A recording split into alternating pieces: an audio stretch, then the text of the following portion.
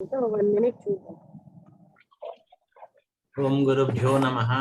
The Science of Yoga, Patanjali Yoga Sutras, Day 7, 5th April 2022, page number 19.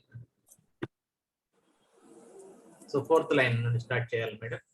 దానికంటే 1 line ముందుకు వెళ్తాం, వెనక్కి వెళ్తాం కంటిన్యూషన్ కోసం. This is an important sutra and should be studied carefully. Of course, the literal meaning of the sutra is obvious. Even that modification of the mind in which there is no content in the mind is classified as vritti, which is called nidra. And for a very good reason. During the time a person is in this state, his mind is as it were a blank or a void. There is no pratyaya in the field of consciousness. This state outwardly appears to be the same as that of chittavritti nirodha, in which also there is a complete suppression of mental modifications. How does this state then differ from the condition of nirbija samadhi? For the two are poles apart. The difference lies in the fact that in the state of nidra or deep sleep, the mental activity does not stop at all.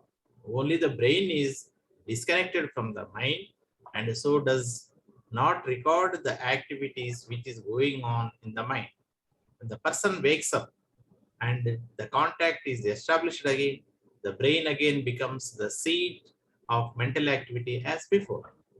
When a car is put out of gear, the engine does not stop. Only the effect of the running of the engine on the car disappears, and so there is no motion of the car. In the same way, in deep sleep, although there is no pratyaya in the brain, the mental activity is transferred to a subtler vehicle and goes on as before. Only the brain has been put out of gear. Experiments in hypnotism and mesmerism partly corroborate this view. Now, in yoga, it is the activity of the mind or chitta which is suppressed, and for this, it is necessary to stop the vibrations of the lower mental body while in the waking state.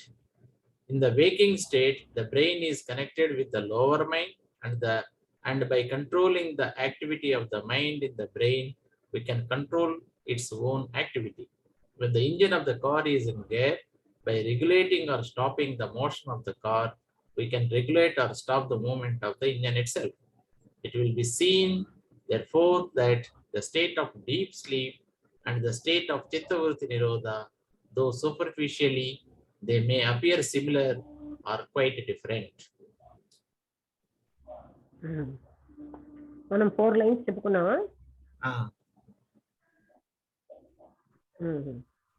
There is no pratyaya in the field of consciousness. This state outwardly appears to be the same as that of chittavritti nirodha. ఇది బాహ్యంగా చిత్తవృత్తి నిరోధం లాగే ఉంటుంది. which also there is complete suppression. అందులోనేమో సంపూర్ణంగా మానసికమైన changes వృత్తులన్నీ అణిచేసుకుంటున్నాం. How does this state then differ from the condition of nirbija samadhi? Nirbija samadhi. అయితే ఈ నిర్బీజ సమాధికి దీనికి ఏమిటి తేడా? ఎందుకంటే ఈ రెండు కూడా దూరంగా రెండు పోల్స్ లాంటివి అనమాట. అంటే how does this state then differ from the condition of nirbija samadhi for the two are poles apart? Their difference life, ఇందులో ఉన్న తేడా ఎక్కడ ఉందంటే the fact that in the state of nirbija,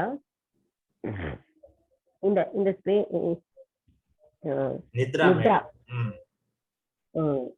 నిద్ర సమయంలో లేదంటే డీప్ స్లీప్ లో మానసికమైన యాక్టివిటీస్ అన్నవన్నీ స్టాప్ అయ్యాయి. Does not stop at all, అంటే పూర్తిగా అణిగిపోవు. Only the brain is disconnected from the mind.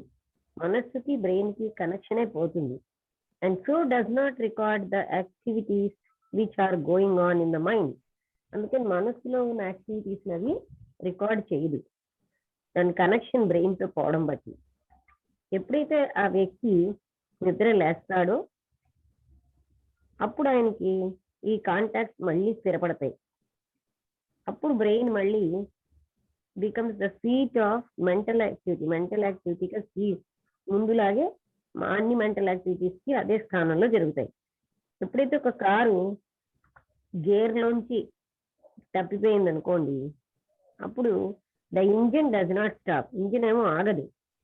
Only the effect of the running of the engine on the car disappears. Engine యొక్క running అంటే పనిచేయడం కారు మీద దాని ప్రభావం చూపదు. ఇంజిన్ మానాన్ని ఇంజిన్ చేస్తున్నా కారు మీద దాని ప్రభావమే లేదు.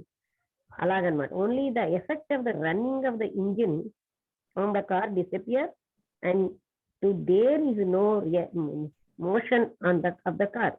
అందుకని కార్ కదండి, అప్పుడు ఇంజిన్ కదులుతున్నా కార్ కదండి. అదే విధంగా ఈ గాఢ నిద్రావస్థలో అక్కడేమో ప్రత్యయ అన్నది లేకపోయినా బ్రెయిన్ లో మానసికమైన యాక్టివిటీ మాత్రం అది ఒక సూక్ష్మతరమైనటువంటి వెహికల్ కి ట్రాన్స్ఫర్ అయిపోయి and goes on as before, అది ముందులాగే జరుగుతూ ఉంటుంది. ఒక్క బ్రెయిన్ మాత్రం గేర్ తప్పినట్టుగా ఉంటుంది. అంటే ఎక్స్పెరిమెంట్స్ ఏం చెప్తున్నాయంటే, హిప్నాటిజం మీద ఉన్న ఎక్స్పెరిమెంట్స్, మెస్మరిజం మీద ఉన్న ప్రయోగాలు, అవి కొరోబరేట్ దిస్ వ్యూ. కొంతవరకు దీంతో సహకరిస్తున్నాయి. నవ్ ఇన్ యోగా అయితే యోగాలో ఏమో ఈ మనస్సు యొక్క యాక్టివిటీ లేదా చిత్తం which is oppress, and for this it is necessary to stop the vibrations of the lower mental body. అంటే ఈ యాక్టివిటీ ఆఫ్ ద మైండ్ అన్నమాట యోగాలో, లేకపోతే చిత్త అనే యాక్టివిటీ అది అణచబడిపోతుంది. అందుకని దానికి ఏమిటి అవసరం అంటే అక్కడ ఉన్నటువంటి వైబ్రేషన్స్ ఆ లోయర్ మెంటల్ బాడీలోవి while in the waking state, అంటే జాగరూక అవస్థలోనే దాన్ని ఏ రకం వైబ్రేషన్స్ లేకుండా చూసుకోవాలి. A necessary to stop the vibrations అంటే ఏదైతే అక్కడ ఉన్న వైబ్రేషన్ స్టాప్ చేయడానికి అవసరమో అది చూడాలి. While in the waking state లో, in the waking state brain is connected with the lower mind. అంటే అది అధోమానసిక స్థాయితో కలిసి ఉంటుంది బ్రెయిన్ ఎప్పుడు జాగరూక అవస్థలో. And by controlling the activity of the mind, ఆ మనస్సు యొక్క యాక్టివిటీని కంట్రోల్ చేయడం వల్ల in the brain we can control its own activity. అందుకని అలా బ్రెయిన్ లో యాక్టివిటీ దాని అంతటదే కంట్రోల్ చేయబడుతుంది. మనమే కంట్రోల్ చేయగలం అంటున్నారు. అంటే ఎలా కంట్రోల్ చేయగలం అంటే మైండ్ యొక్క యాక్టివిటీని కంట్రోల్ చేయడం వల్ల బ్రెయిన్ యొక్క యాక్టివిటీ దాని అంతటదే కంట్రోల్ అవ్వబడుతుంది.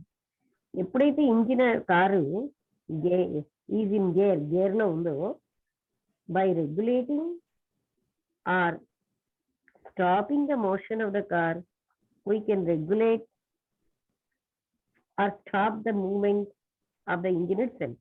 అంటే ఎప్పుడైతే దాని యొక్క ప్రభావం ఇంజిన్ యొక్క ప్రభావం కారు మీద ఉందో, కారు యొక్క గేర్ అన్నది when the engine of a car is in gear లో కనెక్ట్ అయి ఉంటే దానికి రెగ్యులేట్ చేయడం వల్ల, అంటే సరి అయిన పద్ధతిలో తీసుకురావడం వల్ల, స్టాప్ చేయడం వల్ల ఆ కార్ యొక్క కదలిక కూడా మనం కంట్రోల్ చేస్తున్నాం, లేకపోతే స్టాప్ చేస్తున్నాం. ఇంజిన్ యొక్క కదలికను అలా చేస్తున్నాం మనం.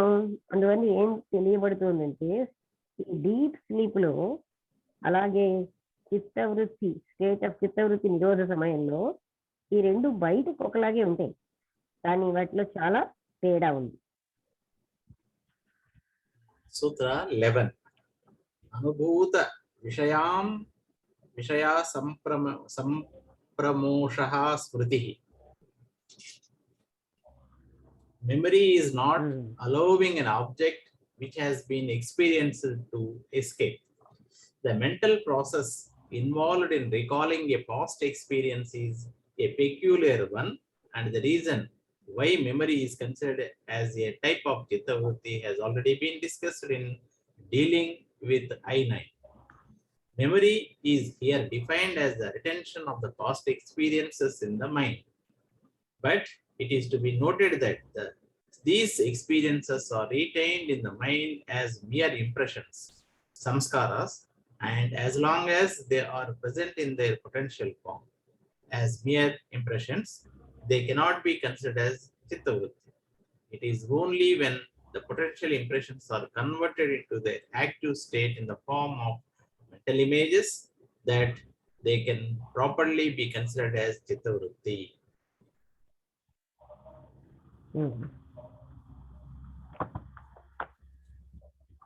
ఇప్పుడు ఏం చెప్తున్నారంటే జ్ఞాపక శక్తి అనేది is not a object which has been experience escape.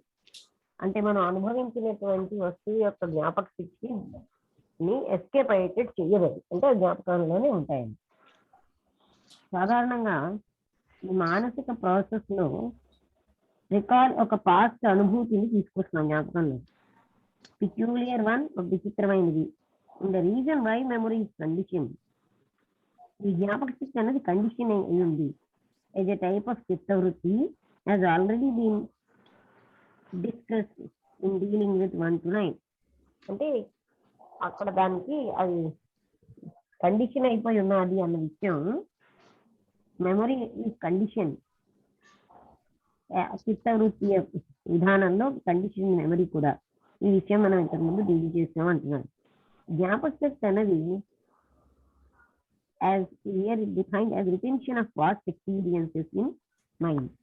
మనసులో గత అనుభవాలని ఉంచుకోవడం, దాన్నే మనం జ్ఞాపక శక్తి అంటున్నాం. అంటే గతానికి తెలియదు. But it is to be noted that మనం ఏం గుర్తుపెట్టుకోవాలంటే ఈ అనుభూతులన్నీ కూడా మనస్సులోనే ఉంటాయి. ఈ నియర్ ఇంప్రెషన్స్ అంటే సంస్కారాలుగా అవి మనసులో ఉంటాయి.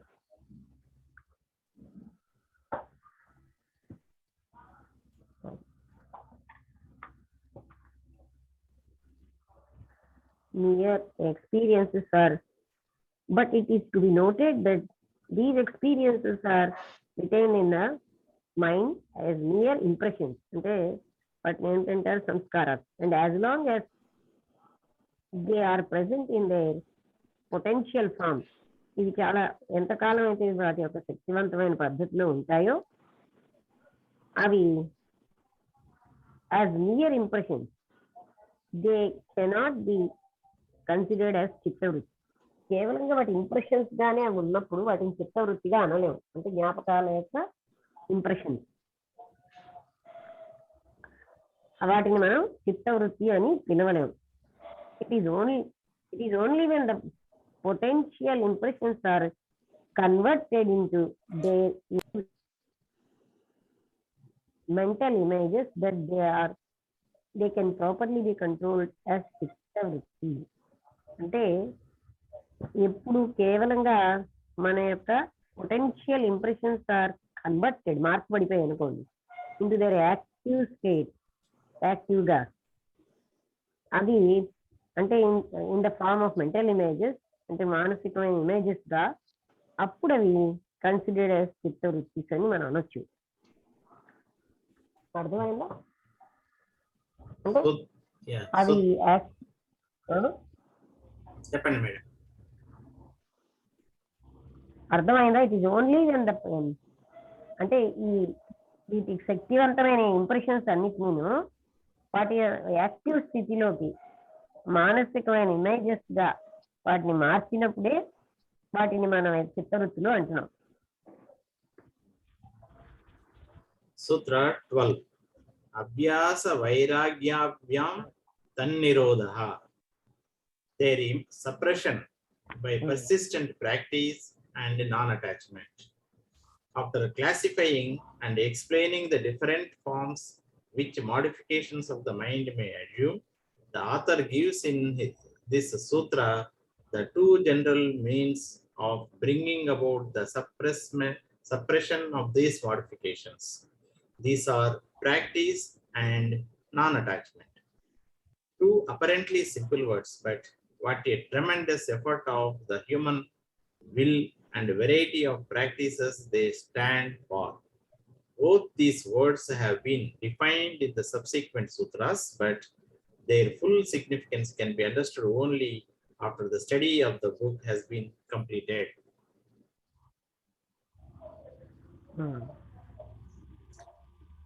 ఇక్కడ అభ్యాస వైరాగ్యాభ్యాం తన్ నిరోధ అంటే ఆ వాటిని సప్రెస్ చేయడం నిరోధం అనేది అనమాట. అది ప్రాక్టీస్ అంటే అభ్యాసం వల్ల, వైరాగ్యం వల్ల. ఇక్కడ పర్సిస్టెంట్ అంటే వదలకుండా ఉన్న అభ్యాస వైరాగ్యాల వల్ల మాత్రమే దాన్ని మనం కంట్రోల్ చేయగలం.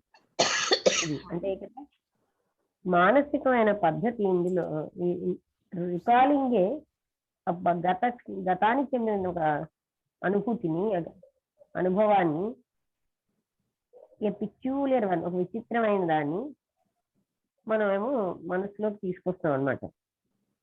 And the reason why memory is considered as a type of chittavritti has already been discussed in dealing with 1 to 9. అంటే మెమొరీని చిత్తవృత్తిగా కూడా మనం ఎందుకు కన్సిడర్ చేస్తున్నాం అనేది ఇంతకు ముందే డిస్కస్ చేసాం.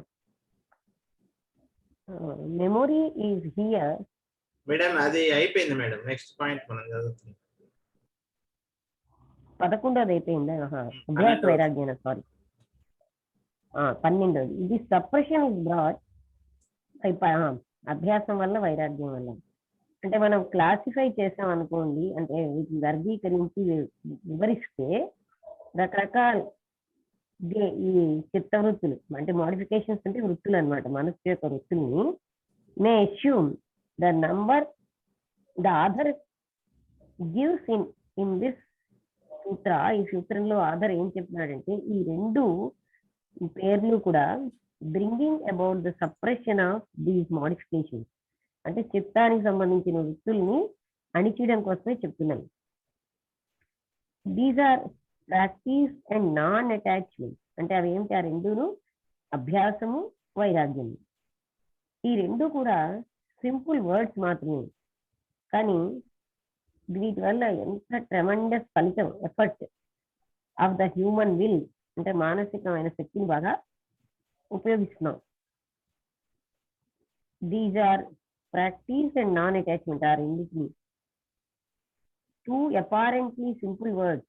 అవి రెండు చూడడానికి సింపుల్ వర్డ్స్ లా కనిపిస్తున్నాయి, కానీ ఎంతో అద్భుతమైనటువంటి ప్రయత్నం అన్నది హ్యూమన్ విల్ యొక్క ప్రయత్నం. And variety of practices they spend అంటే రకరకాలైనటువంటి అభ్యాసాలు అవి చేస్తూ ఉంటాయి. Both these words have been defined in the subsequent sutras. ఈ రెండు పదాలు కూడా ఇంకా మిగతా సూత్రాల్లో కూడా వివరించబడ్డాయి. వాటి full enlightenment can be understood. అంటే అప్పుడు దాని ద్వారా మనం పూర్తి ఎన్లైట్మెంట్ ఎలా అర్థం చేసుకోగలం అంటే only after the study of the book has been completed. ఈ పుస్తకం యొక్క అధ్యయనం అంతా అయినప్పుడే దానికి ఆ రెండింటి కోసం మనకు పూర్తిగా తెలుస్తుంది. సూత్ర 13 తత్ర స్థితౌ యత్నోభ్యాసః. అభ్యాస is the effort for being firmly established in that state, that is of chitta vritti nirodha. What is abhyasa? All effort directed toward the attainment of the transcendent state in which all chitta vrittis have been suppressed and the light of reality shines uninterruptedly in its fullest splendor. The means of attaining this objective are many and various, and all these may be included in abhyasa. It is true that in the particular system of yoga put forward by Patanjali, only 8 kinds of practices have been included, and hence it is called Ashtanga Yoga. That is yoga with 8 component parts. But there are other systems of yoga prevalent in the East, and each has its own particular technique. Many practices are common, but there are some which are peculiar to each system.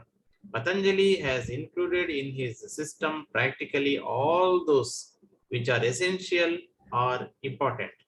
The yogi can adopt any of these according to his needs or temperament, though he is generally advised to confine himself to those practices which are prescribed in the particular school to which he belongs. It need hardly be pointed out that yoga is an experimental science, and as in all sciences, new techniques are being constantly discovered by individual teachers and taught to their disciples. Thus, each advanced teacher, though he follows the broad principle of yoga and the techniques of his particular school, imparts a personal touch to his teachings by introducing certain minor practices of his own. These are generally continued in a more or less modified form as long as the school lasts. But in most cases, such schools quickly degenerate into mere academic bodies carrying on a dead tradition. అభ్యాసం అంటే ఏమిటి అంటే ఇక్కడ చెప్పారు కదా, తత్ర స్థితో 13వ సూత్రం కదా, తత్ర స్థితౌ యత్నోభ్యాస యత్న అభ్యాస అని. అంటే అభ్యాస is the effort for being firmly established in that state. అంటే ఆ చిత్తవృత్తి నిరోధ స్థితిలో స్థిరంగా ఉండడం, అక్కడే ఉండగలగడం అనే అభ్యాసం అంటున్నారు. వాట్ ఈస్ అభ్యాస? all efforts directed towards the attainment of that transcendent state in which all chittavriti have been suppressed and the light of reality.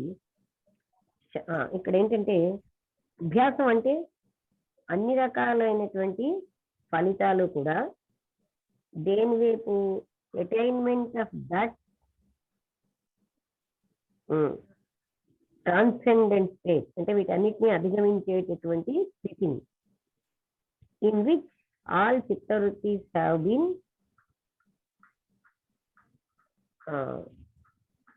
Suppressed, అంటే ఇందులో చిత్తవృత్తులన్నీ కూడా అణచివేయబడతాయి.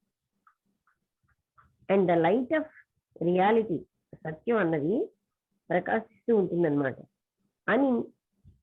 అన్ఇంటరప్టెడ్లీ, అంటే ఏ అడ్డు లేకుండా, ఇన్ ద ఫుల్లెస్ట్ స్ప్లెండర్, అంటే సంపూర్ణంగా అడ్డులేమి లేకుండా ఆ దీంతో అభ్యాసం వల్ల వచ్చినటువంటి ఆ రియాలిటీ షైన్ అవుతూ ఉంటుందని చెప్తున్నారు.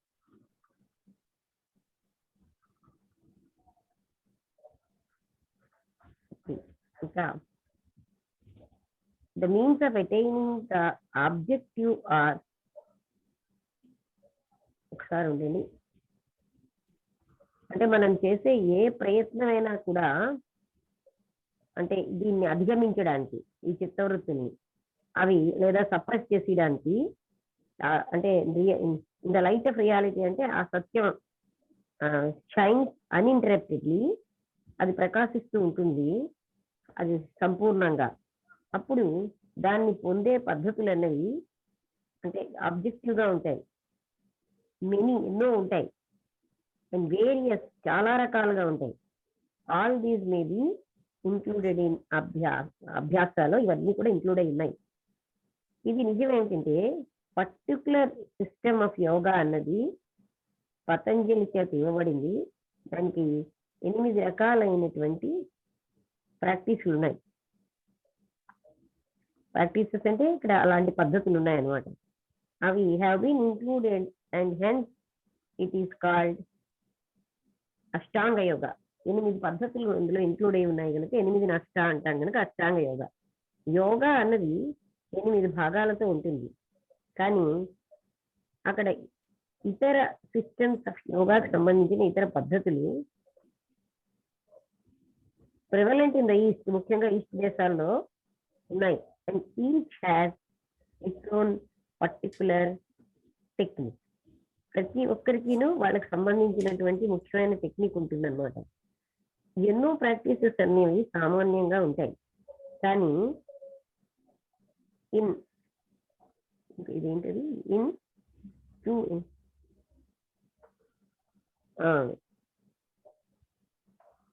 ఇంక్లూడెడ్, అది అక్కడ వర్డ్ కనబట్టింది. అంటే ఎన్నో ప్రాక్టీసెస్ ఇందులో ఇంక్లూడ్ అయి ఉన్నాయి. ఈ సిస్టమ్ ప్రాక్టికల్ గా ఉన్న ఈ సిస్టమ్ లో all those which are essential or important, అవన్నీ చాలా ముఖ్యమైనవి, అవసరమైనవి. యోగి అనే ఆయన ఇందులో ఏ పద్ధతినైనా తన యొక్క అవసరాన్ని బట్టి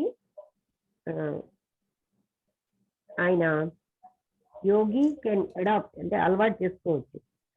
are temperament through though he generally advise to, అంటే అతను సాధారణంగా తనకి తానే పరిమితంగా అయితే ఉంటాడు. అందుకని యోగికి ఏమిటి సలహా ఇవ్వబడుతుంటే, అతను ఏ రకమైనటువంటి సిస్టమ్ నైనా అడాప్ట్ చేసుకోవచ్చు.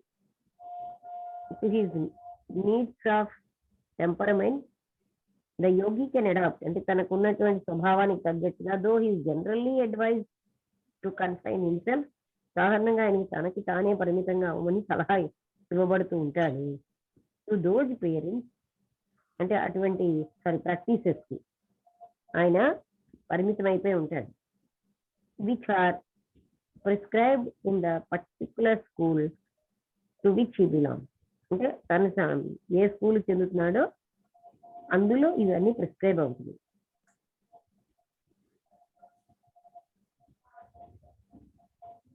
ఇట్ నీడ్ హార్డ్లీ, అది చదివేశారా మీరు? చదివేశాను మేడం. అంటే ఇప్పుడు మనం యోగా అనేది ఒక ఎక్స్పెరిమెంటల్ సైన్స్ అని, it need hardly be pointed out, అంటే కష్టం మీద, అంటే ఏం పెద్ద కష్టం కాదు. As in all sciences new techniques are being constantly discovered by individual teachers and taught, అంటే శిష్యులు గురువు కలిపి ఇతర సిస్టమ్స్ వాళ్ళే కొన్ని కొత్త కొత్త విషయాలను డిస్కవర్ చేస్తారన్నమాట. అంటే మళ్ళీ చెప్తాను, it need hardly be punished out that, అంటే ఇక్కడ అంత గట్టిగా పనిషింగ్ అనేది pointed, hardly be pointed out that yoga is an experimental, అంటే యోగా అన్నది ఎక్స్పెరిమెంట్, ప్రయోగం చేయడం అన్న science. As in all sciences now, ఇప్పుడు ఈ కాలంలో అన్ని సైన్సెస్ యొక్క ఉపయోగించేటటువంటి techniques, new techniques being constantly observe, అవి కాన్స్టెంట్ గా చూడబడుతున్నాయి by individual teachers and chart, అంటే వ్యక్తిగతంగా ఉన్నట్టు ప్రతి వ్యక్తికి ఉన్న గురువులు శిష్యులు కూడా. అంటే ఏమిటి చూస్తున్నారు? బి పాయింటెడ్ అవుట్, ఇక్కడ it need hardly be pointed out, ఇక్కడ మనం అంటే పాయింట్ చేయక్కర్లేదు. దట్ యోగా అన్నది ఒక ఎక్స్పెరిమెంట్ చేయవలసిన సైన్స్ అని. ఎందుకంటే అన్ని సైన్సెస్ లోని టెక్నిక్స్ అన్ని ఉన్నాయి,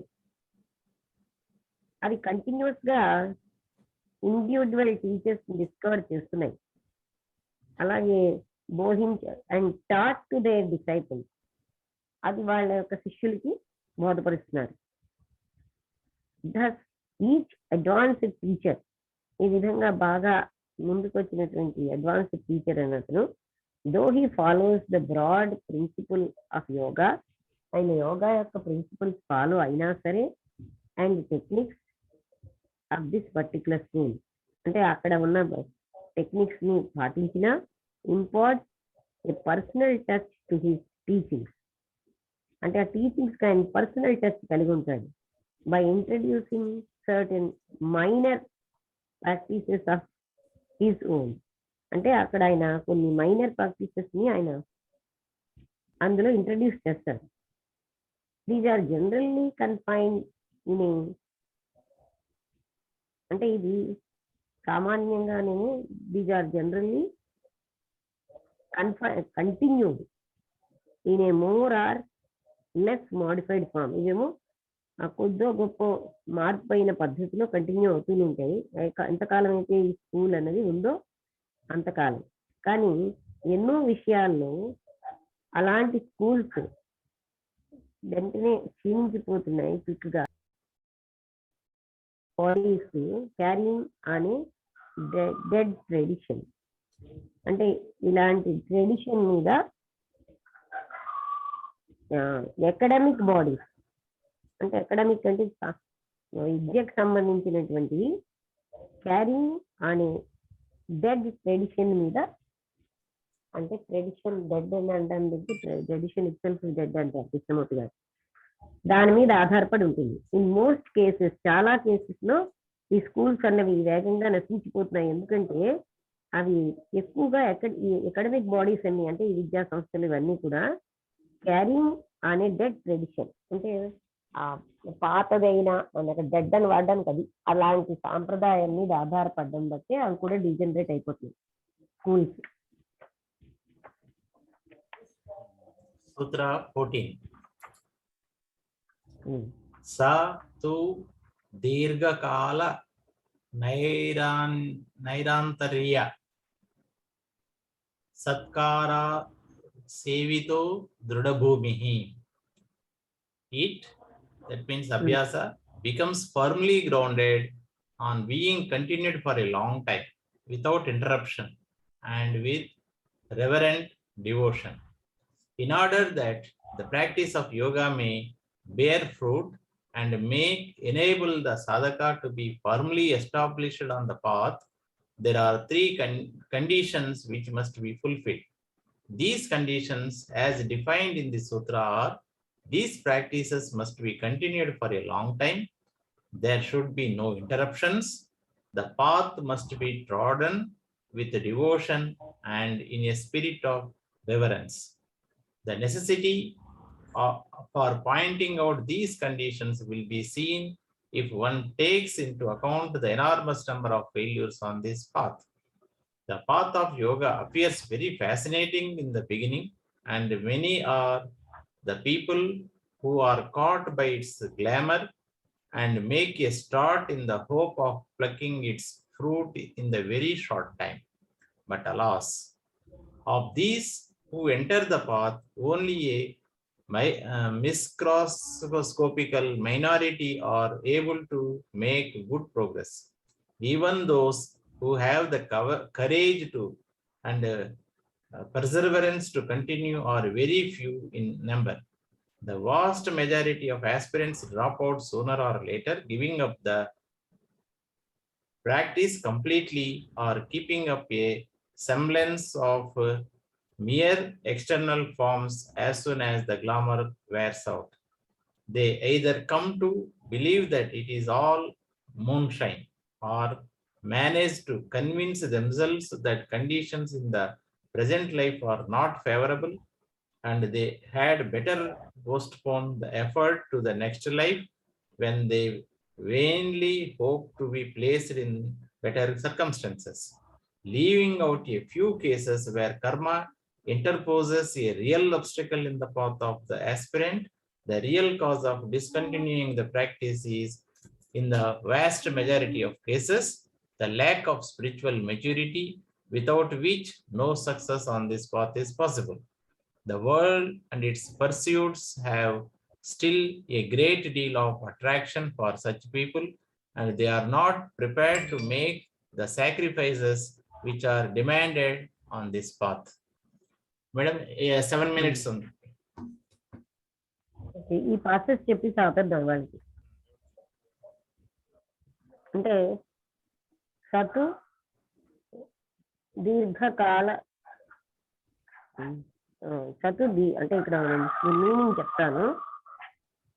అభ్యాస అన్నది ఎంతో కాలం, అంటే దీర్ఘకాలం అంటే చాలా కాలం అన్నది. దీర్ఘకాల నాకు కనబడడం కూడా కష్టంగా ఉంది. నైరంతర్య సత్కారో సేవితో దృఢభూమి. సత్కార సేవితో దృఢభూమి అంటే దీని అర్థం firmly grounded on being continued for a long time. ఈ అభ్యాసం ఎక్కువ కాలం చేయడం వల్ల అది స్థిరంగా ఉంటుంది అనమాట. ఏ రకమైనటువంటి అడ్డు లేకుండా అండ్ విత్ రివరింగ్ అంటే గౌరవమైనటువంటి భక్తితోటి. ఇక్కడ ఇన్ ఆర్డర్ అంటే ఈ ప్రాక్టీస్ ఆఫ్ యోగా అన్నది ఫలితం ఇస్తుంది అండ్ మే ఎనేబుల్ ద సాధక. అతను ఇంకా ఏం చేస్తుంది, సాధకుడిని గట్టిగా అందులో స్థిరంగా ఉండేటట్టు చేస్తుంది ఆ మార్గం మీద. There are 3 conditions which must be fulfil. ఈ 3 కండిషన్ మనం పరిపూర్ణం చెయ్యాలి. These conditions are defined in this stanza. ఈ స్టేంజాలో చెప్పిన కండిషన్ ఏంటంటే ఈ ప్రాక్టీసెస్ అంటే ఈ అభ్యాసాలని కంటిన్యూ అవుతూనే ఉండాలి ఫర్ ఏ లాంగ్ టైం, చాలా ఎక్కువ కాలం కంటిన్యూ అవ్వాలని. అలాగే అక్కడ ఏ ఆటంకము రాకూడదని. ఈ మార్గం అన్నది ఇంకా విశాలం చేయాలి భక్తితో, అలాగే ఒక రకమైన గౌరవంతో మనం బాగా విశాలంగా చెయ్యాలి, ఎక్స్పాండ్ చేయాలి. అలాగే the process necessity for pointing out these conditions will be seen if one asks into account the enormous number of failures on this path. ఇందులో ఈ పాత్ చాలా చిన్నగా ఉండడం నాకు కంటికి చాలా ఇబ్బంది అవుతుంది. ఈ పాత్ అన్నది మనం అందరం కూడా దాని నుంచినే వెళ్ళాలి భక్తితోటి, ఒక రకమైనటువంటి గౌరవంతో. ఇక్కడ అవసరమైనది ఏంటి అంటే ఈ కండిషన్స్ కి మనం one takes into account enormous number of failures. చాలా ఫెయిల్యూర్స్ అన్నవి ఈ పాత్రలో మనకు వస్తాయి. పాత్ ఆఫ్ యోగా, ఈ యోగ మార్గం అన్నది చాలా అట్రాక్టివ్ గా కనిపిస్తుంది. ఫ్యాసినేటింగ్ అంటే అది మొదట్లో చాలా అట్రాక్షన్ అనగా మొదట్లో కనిపిస్తుంది. అలాగే many are the people who are caught ఇందులో బై గ్లామర్. ఈ అందుకే యోగా యోగా అని చాలా ఎక్కువ మంది దీనికి ఆకర్షితులు అవుతారు. And make a start in the hope of plucking it's fruit in a very short time. వాళ్ళు ఏమనుకుంటారంటే తక్కువ కాలంలోనే దీని ఫలితాలు మనం పొందగలం అనే భావంతో అది ముందు చూడడానికి కూడా చాలా బాగుండడంతో ఎంతో మంది అట్రాక్ట్ అయిపోతూ ఉంటారు. The path of yoga appears very fascinating. అది బిగినింగ్ లో చాలా బాగుంటుంది, అట్రాక్టివ్ గా ఉంటుంది అనమాట. మంచి ఫలితాలు వేగంగా వచ్చేస్తాయి అనుకుంటారు. కానీ but అలాస్ of those who enter the path, ఎవరైతే ఈ పాత్ లో ప్రవేశించారో వాళ్ళందరికీ ఒక తప్పుడు అభిప్రాయం,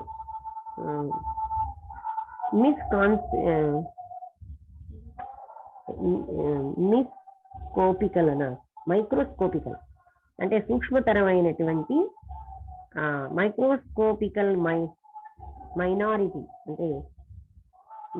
అంటే చాలా తక్కువ అని, ఆర్ అంటే చాలా తక్కువ మంది are able to make good progress. అంటే చాలా తక్కువ మందే ఇందులోని మంచి ప్రోగ్రెస్ సంపాదించగలరు. ఎంతో మంది వచ్చారనుకోండి, చాలా తక్కువ మంది. మైక్రోస్కోప్ అంటే ఏంటి అర్థం, అతి సూక్ష్మంగా అని. వాళ్ళు మాత్రమే ఇందులో కొంచెం ముందుకు వెళ్ళగలుగుతున్నారు. అంటే ఎంతో మంది అట్రాక్ట్ అయిపోతారు, కానీ తర్వాత చాలా తక్కువ మంది ఇందులో ముందుకు వెళ్తున్నారు. Even those who have the courage, ఎవరికైతే ధైర్యం ఉంటుందో పట్టుదల కూడా, అలాంటి వాళ్ళు కంటిన్యూ చేస్తున్నారు. Very few in number. అలా కంటిన్యూ చేసే వాళ్ళు చాలా తక్కువ మందే ఉంటారు. అలాగే ఎక్కువ మంది మెజారిటీ, ఎక్కువ మంది ప్రజలు, ఈ సాధకులు డ్రాప్ అయిపోతారు వేగంగా కానీ తర్వాత కానీ. Giving up the practice completely, వాళ్ళు పూర్తిగా దీన్ని వదిలేస్తారు. Keeping up a semblance of near external form as soon as the glamour wears out. అంటే వాళ్ళకి ఎంతో అట్రాక్షన్, ఏదో గ్లామర్ గా ఉంది, బాగుంది అనుకుని వచ్చేస్తారు. కానీ ఫలితాలు ఏమి వేగంగా వచ్చేస్తాయి అనుకుంటారు, రావు. అందుకని ఎక్కువ మంది డ్రాప్ అయిపోతూనే ఉంటారు. చాలా తక్కువ మంది ఇందులో నిలుస్తున్నారు. They either come to believe that it is all moonshine, అంటే పైనే మూన్ షైన్ లాగా ఉంది అని వాళ్ళు అనుకుంటారు.